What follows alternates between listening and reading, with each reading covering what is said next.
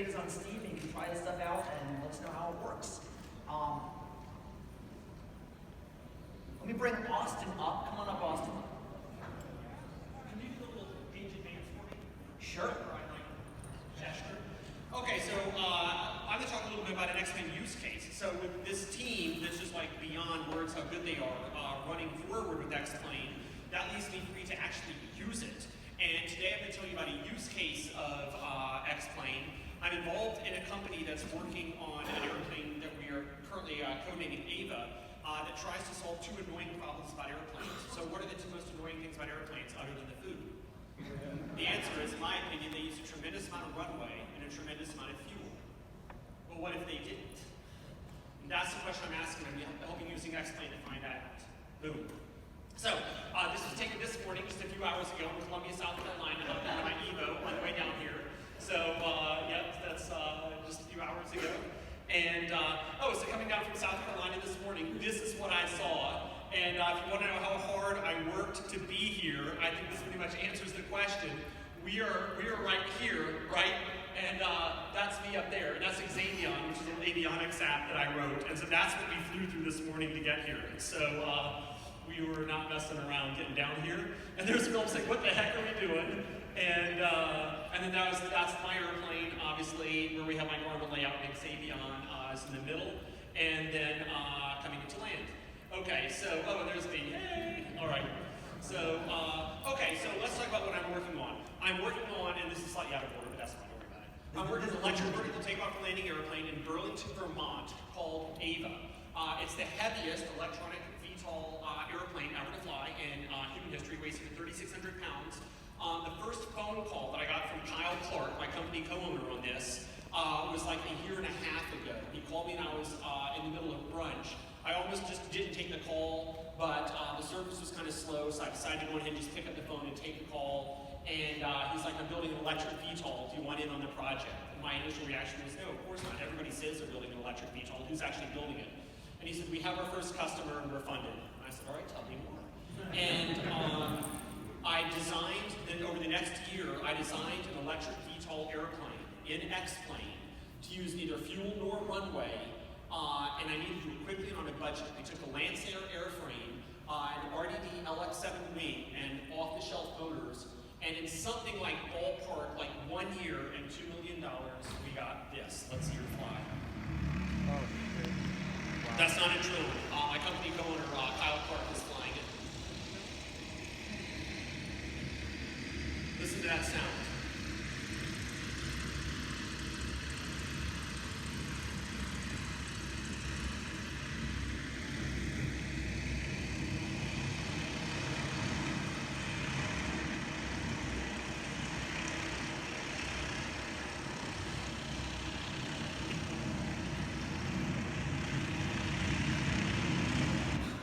So this is the future of aviation.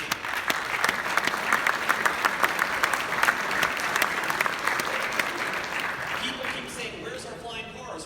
Where's our flying cars? We're not going to get flying cars. Because the best thing a car can do is hug the road. Trust me, that's not a good thing about airplanes. So it just won't stop hugging the runway. That's not a good thing about airplanes. We're not going to have flying cars. Instead, what we're going to have is VTOL airplanes, use no fuel, no runway, and the sound, as you heard there, it's not that bad. And in reality, the volume here may have been just a little on the low side for where we were listening to it, but not even that much.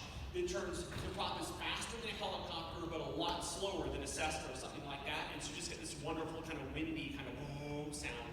And so sound is the big fear of these airplanes. It will ruin the quality of life in cities as they're coming and going. But hopefully most people decide that's a pretty darn pleasant airplane noise. Okay, so so this is me and my bird. I'm constantly going up to Burlington, Vermont, where this airplane is being built. And here she is close up. So it's named Ava after my daughter. And as you can see, there's 8 electric motors, and of course we got dual flight control systems and all that. And in X-Plane, I designed probably about, I want to say about maybe 20 or 30 different eVTOLs with all sorts of different combinations of propellers. And X-Plane said, this is the way to go.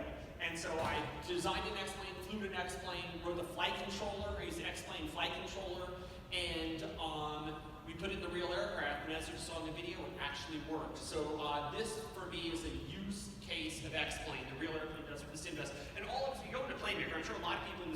plane maker and put these crazy designs in the plane maker, right?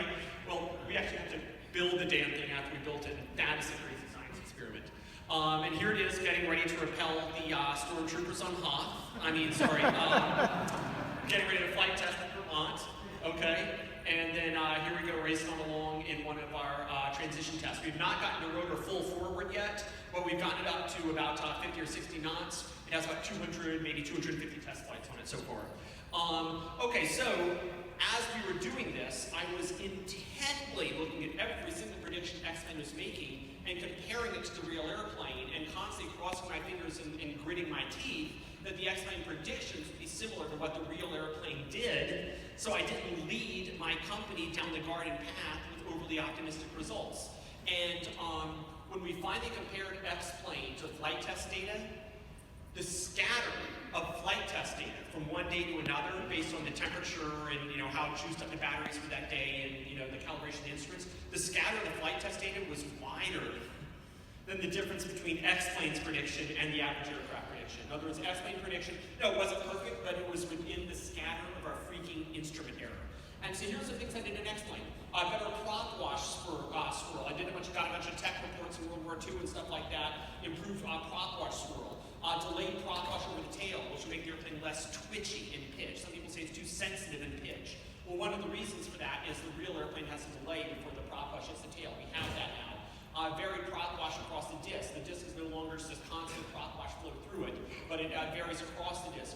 Control effectiveness improvements, going again back to the Laminar tech reports.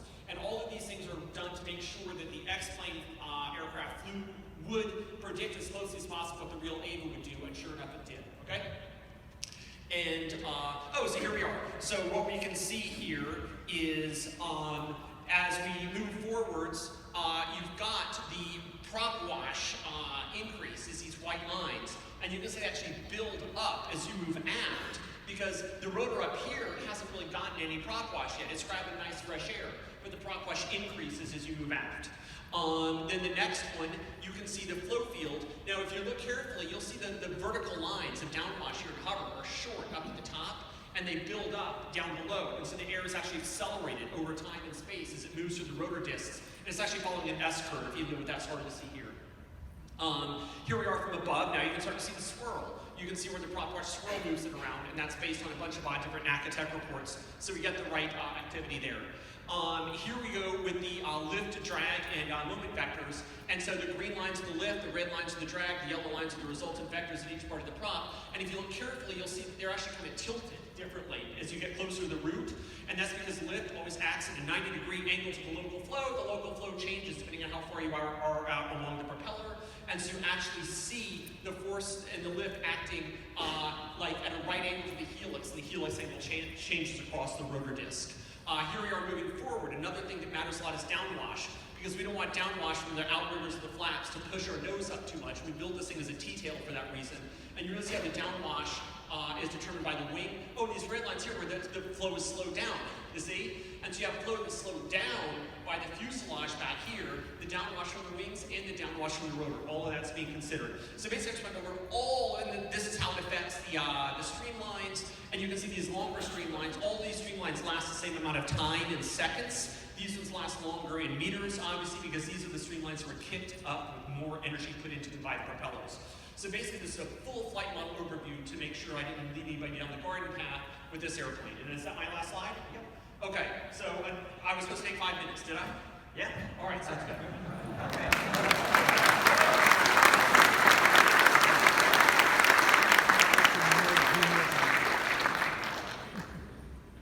All right. So for the final thing we have is an update on the status of Vulcan and Metal. As you guys know, we've been working to move X-Plane to the Vulcan and Metal graphics APIs. These are next generation drivers. We want to put X-Plane on top of them so we have better performance and smoother flight.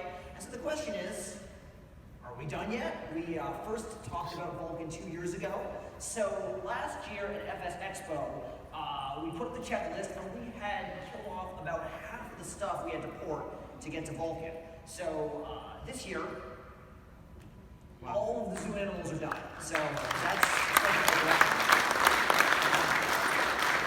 we busted our butt butts last year to get this Vulcan accelerated airfoil maker. And you could hit airfoils at 200 FIPS, and we're pretty excited about this. Even though it's just airfoil maker, a surprising amount of X-Plane code has to run to get this working. So a year later, we are now doing this. This is X-Plane running the full sim, running Orbix True Earth Great Britain in Vulcan on the PC.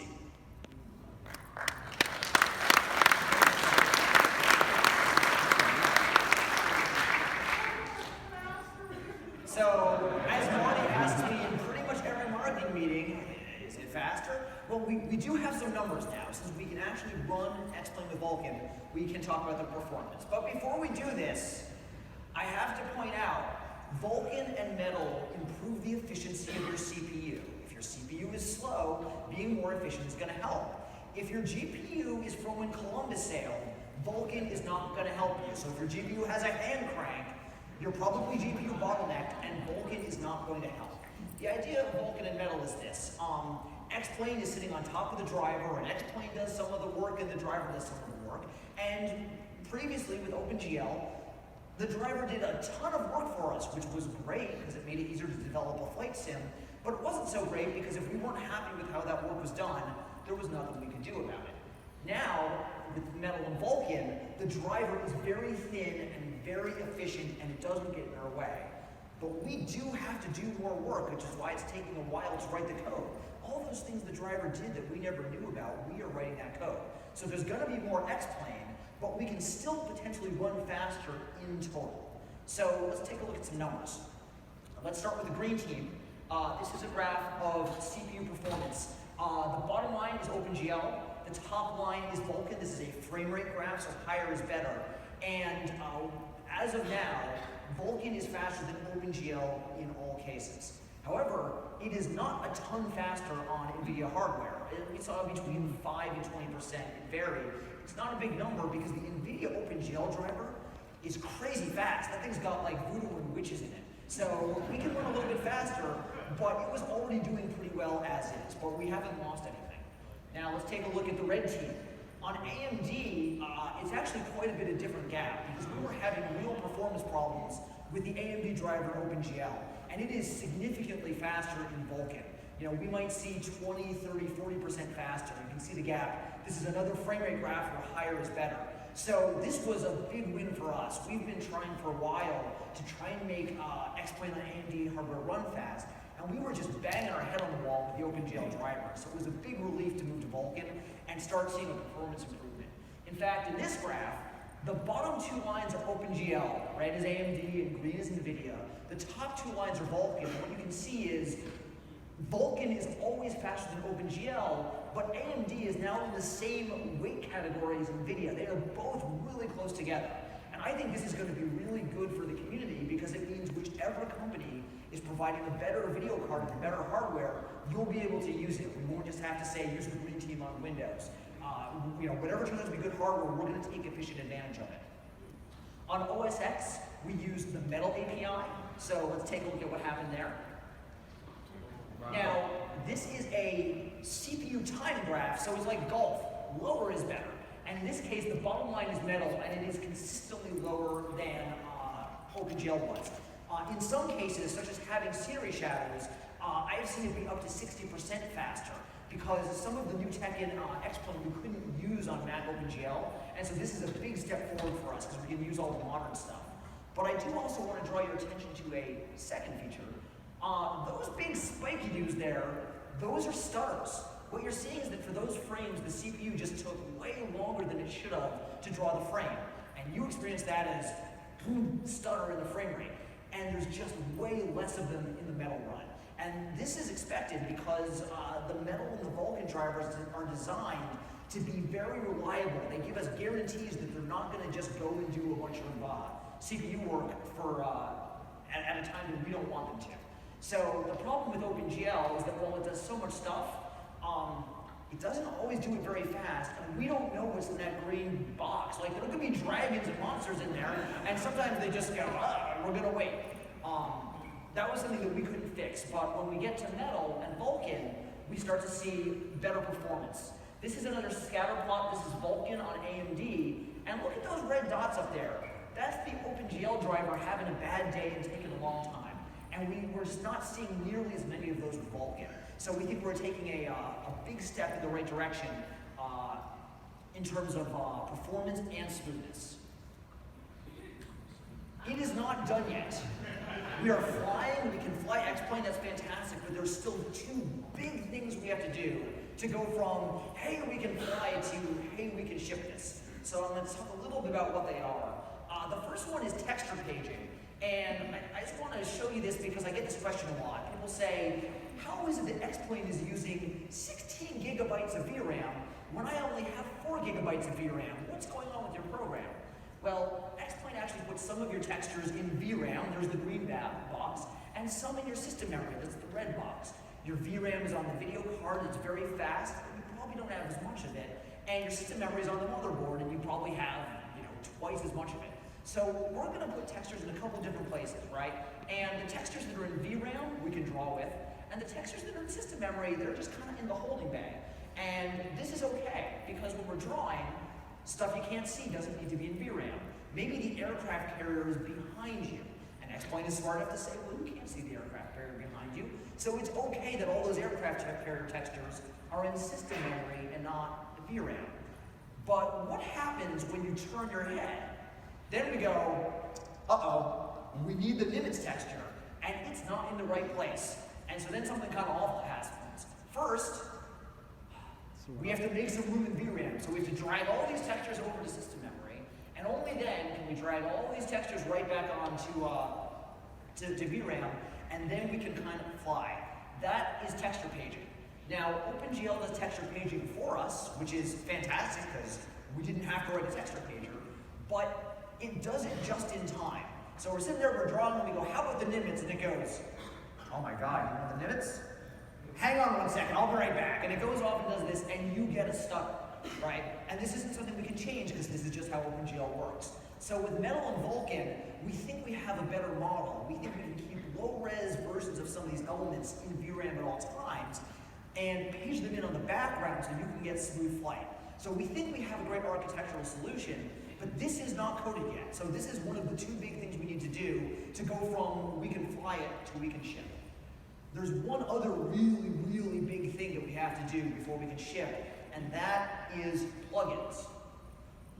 X-Plane is going to be running on Vulkan and Metal on a nice thin driver, and plugins are going to be running on OpenGL because plugins have UI and they have EFIS displays and glass cockpits, and we want that stuff to work. So how do these things talk to each other? And the answer is we're going to have to build this VRAM bridge to connect the output of the plugins to Metal and Vulkan and X-Plane so that you can see the results of the OpenGL plugins in your cockpit. And this is also not built yet. So this is the other major thing to do is to get plugin support working. So right now what we have is a pretty cool tech demo. We can see Vulkan working. We can start to see that some design decisions are creating good results. But what we don't have yet is a finished product that we can ship.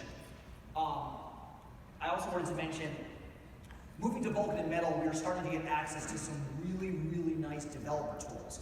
Vulkan and Metal don't make your GPU go faster, but they do let us see what's going on the GPU for the first time so that we can make X-Plane go faster.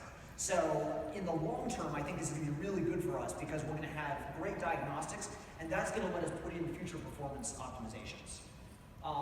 Here's the situation with compatibility that we're trying to make happen. So first of all, we're going to keep shipping an OpenGL version of X-Plane for the life of X-Plane 11. And our goal with the OpenGL version of X-Plane is compatibility. If you have an add-on that's working using OpenGL, we do not want it to break. So we're trying to make all our decisions to keep OpenGL working the way it was so that add-ons can keep working. For running X-Plane with the Vulkan or Metal backend, we are trying to get it so that 2D UI and panel graphics, like glass screens, just work out of the box. We're building the VRAM bridge so that these add-ons can work unmodified, because there's just too many add-ons that do this that we need to have work. What we are not trying to do is have every unsupported workaround that add-ons are doing in OpenGL work in the Vulkan and Metal backends. You'll still have access to OpenGL to use those add-ons, but we are not trying to emulate OpenGL. We can't emulate OpenGL and still get the benefits of Vulcan metal. In terms of schedule, I may regret saying this, but our goal is to get some version, some kind of preview or developer build of the Vulcan or metal version of X-Plane into people's hands this year. Maybe it'll be a developer preview, maybe it'll be an open beta, but we think we'll have something that people can at least try and see how it goes. I do not expect this to be final and finished this year. And the reason for that is that I think we're going to have a pretty long tail of bugs as we work out all the compatibility cases. I mean, X-Plane is being used by so many add-ons in so many ways. We're going to have to spend time with it and see what add-ons are doing and work out compatibility. But we can get a copy for developers, we get a copy for enthusiasts in the community, so people can try it and get experience with it and still fly under OpenGL at the same time. So that's what our roadmap looks like going forward with Vulcan and Metal. Just to summarize things, we've got a whole bunch of things that we've been working on this year. We've got Glomo, which we're trying to get done this summer. We've got X-Plane 1135, which we are going to release on Monday. And we've been making progress with the Vulcan and Metal version of X-Plane, which we'd like to develop a preview this year. We're running pretty tight on time, so I don't even have time to talk about all the developers that we've got, new versions of WED and Blender. But a bunch of the team members are here, so find us later. If you're a developer, we'd love to talk to you about some of the things we're working on. If we have a few more minutes, we'd be happy to take questions and answers. So thank you very much.